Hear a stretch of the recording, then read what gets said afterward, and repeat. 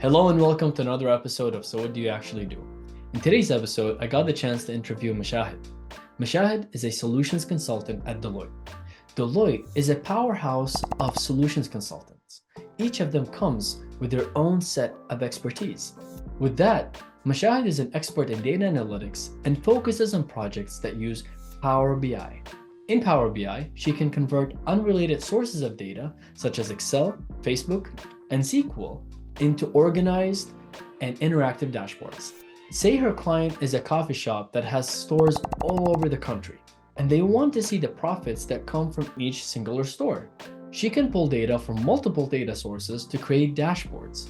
These Power BI dashboards allow their client to better visualize and analyze data such as trends, patterns, and anomalies that allow them to make better business decisions. And without further ado, let's dive right into the interview. Today I work at Deloitte as, you mentioned, as a solution consultant. They call it solution consultant, but there's a lot of solution consultants in Deloitte, but everyone has expertise, and that's why they hired you. My expertise was the data. I'm technically a data consultant in Deloitte. So any data contract, I could get into it depending on my skill set. Some are very technical, some are not as so technical, but in my position right now, I work for a federal agency called NTSB. And there I kind of just create dashboards for them to help them make better decisions. All right, so cool. A solution consultant at Deloitte. My understanding, Deloitte is like an arsenal of consultants of different expertise, and they could be accountants, so on and so forth. And they partner with other companies to make them thrive. Honestly, Deloitte is just like a big staffing company, if you really think about it. They just hire a lot of good talent for all of the contracts that they have, and whenever they win a contract or whatever it is, they have someone to go on board right away. So that's the thing that I love about Deloitte is like when I got hired, I was on the bench for like 3 to 5 months. But I mean, actually not 3 to 5 months. And I was still getting paid, man. And once I got a contract, I'm in a contract and I'm good. They don't like it when you're on the bench a lot, but it is what it is. Especially if it's your first year in Deloitte, they know you're trying to, set yourself up, create your brand in Deloitte and all of that, and networking with people and all of that. So they give you a leeway in your first year, but after that, you have to be on top of everything.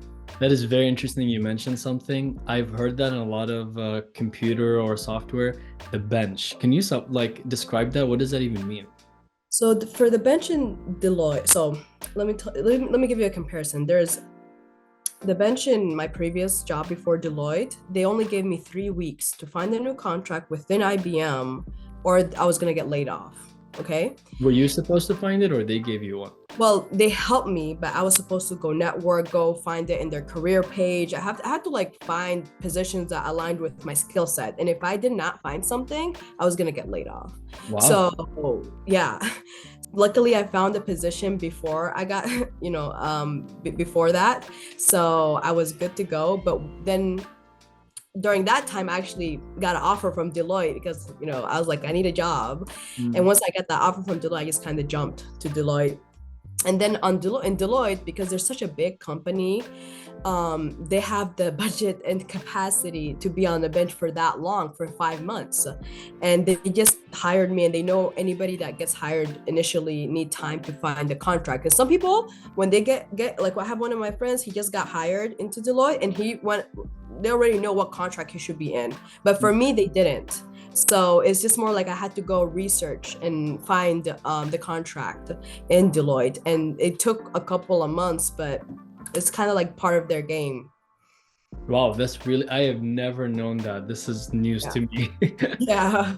Wow. Okay. So it's like an added layer of, we'll talk more about everything that you do in the job itself, but it's an added layer where you're hunting for the contract. You're making sure that once that one is done, you kind of have a second one ready to be Yeah. coming in. So you're in charge of your time management and yada yada yada. Yeah, and the thing is, the good about Deloitte, they give you resources. I have something called a resource manager, and that resource manager puts my name out there. She also helps me find positions that are aligned with my skill set. Also, I have a coach, and she gives me advice on how to navigate in Deloitte because Deloitte is just so big. Wow, wow, that's a third layer of complexity. Yeah, it's like stressful, but you get used to it, and it's just honestly just part of the game, and yeah. So what do you do as a solutions consultant at Deloitte? What do you Yeah. actually do as a solutions consultant at Well, Deloitte? yeah, solution consultant is just a placeholder, it's just a name. But what I do at NTSB with my client is I create dashboards. I'm like the Power BI expert in that team, and our team is consisted of three. It's gonna be four soon, but right now it's just only three, and it consists of a business analyst, a data engineer, and then me, a Power BI expert. Okay. Can you describe how you guys work in Synchrony and give us like a random project? You don't have to be specific. I know there are a lot of confidential things, but just give us like how a normal day with the pipeline. So when the business analyst gets it, then it goes to data engineer, what they do, and then how does it come to you and what kind of product you give to the client? Yeah. So what happens is our client tells us there's a dashboard that he wants or Yeah. she wants or whatever it is. The business analyst goes and sets up meetings with the right stakeholders to get the requirements. We have something called the URD and the ADD where we are documenting all that information because anybody can leave, by the way. So having that information documented is very important if you ever want to like troubleshoot a dashboard or get information. You know what I mean? So you don't have to rerun the whole thing from scratch. Yeah. Yeah. Yep, that's it was very smart. I've never thought of that before, but the URD is more of like it's like an essay documentation, just talking about what is the dashboard for, who it's for, why are we creating it, what's going to be in it, and all of this information. And then the ADD is going to have the actual tables from the SQL database, and it's going to have the tables names, the column names that we're using, what queries are we using to get the aggregate information and everything. And then from there, after the business analyst does the URD and ADD, the data engineer takes the ADD, reads it up, and goes to Databricks, which is the data analytics platform that we use to manipulate our data. So he connects to the SQL database, and he brings over all the information that he gets from the ADD, and in that he just does all the manipulation there. And from there, I get all the data from Databricks to Power BI, and I can do additional transformations or manipulation that's needed that maybe the data engineer didn't do in Databricks, and then I create the visualizations there, and then I publish it to a platform called Fabric, which used to be called Power BI Service. And in Fabric, it's just the end user will see that. Like I have to give them access to the dashboard in Fabric so they can start using it and get their numbers and whatnot, whatever they want. And there's even an option for them to get the underlying data, how we're like calculating everything. So yeah, that's legit it. Wow, thanks. This is really cool. A full picture from start to end. So a couple more questions. One, what would you say are this set of skills needed for a job like yours? For being like in the data world, there's so many things. Like there's data scientists, data analysts, Power BI experts, Tableau. Tableau is Power BI like competitor. And there's just so many things. Even Excel, macro, VBA, even Excel now, they're becoming very competitive. They even added Python to Excel, where you can legit use Python in Excel. And nobody saw that coming. But anyways, if you want to get a position in data, you need to know which one do you want to get firstly. Second, go learn those skills and create projects. Do not waste time always like with guided projects, because at the end of the day, you have to really think critically. So what you need to do is create projects from scratch. And you can even with like in the data world, there's always like challenges. Like I'm in LinkedIn a lot, by the way. I'm very obsessed. And there's like data challenges where, there's, I think one of they're called Kaggle, Mhm. where it's Kaggle, where every month, I think, or every couple of months, they post a data set, and then they're like create a dashboard, submit it, and whoever, and I don't know, like they get a prize in the end, and I don't know what the prize is. But stuff like that, like legit matters. It posting on LinkedIn and saying, "Oh, I've been working on, this dashboard. This is the results and stuff." Recruiters will see that, and they were like, "Okay, they're passionate. They know what they're doing. They did the work. I'm gonna give them a chance." That's great. Well, I totally agree with you. You gotta have your story together and your plan together, and you gotta go get it. No one's gonna give it to you. Oh, no, for real. Also, I forgot to mention getting certs. Certs Mm, are great, but I'm telling you, projects from scratch is the number one thing people love to see. yeah. And you can definitely do that in the data world because there's a lot of data sets out there. Like government has free data sets. You can legit create a dashboard from that or create something from that.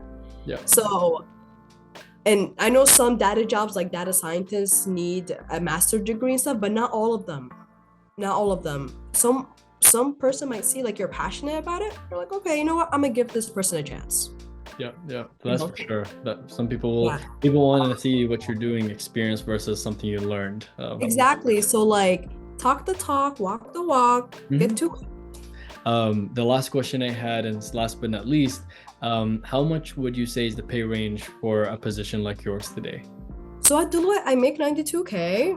I think they lowballed me, but because I talked to other consultants at my level, and some made 95, some made 97. I never seen someone make more than 100K. That's in a consultant level.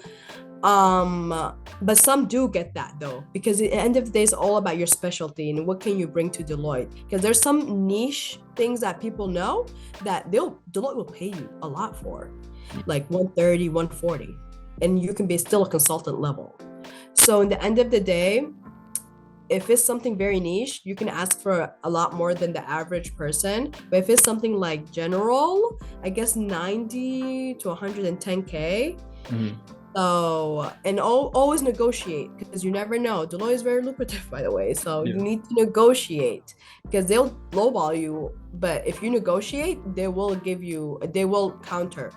Okay. Okay. Especially if you say like, oh, I got this offer from another company, or like, oh, I've been interviewing for positions between this pay range. So are you guys willing to give me that? Yeah. So there's a lot of ways you can negotiate and get the money you want, but definitely just negotiate. That makes sense. We have a couple of seconds before this closes. Thank you, Mashahid, so much for your time on this episode. There's so much to unfold, and we're really excited to edit this video and put it out. So thank you, Mashahid, for your time, and for everyone else, please don't forget to like, subscribe, and share. Looking forward to give out more content on this channel. Bye, guys.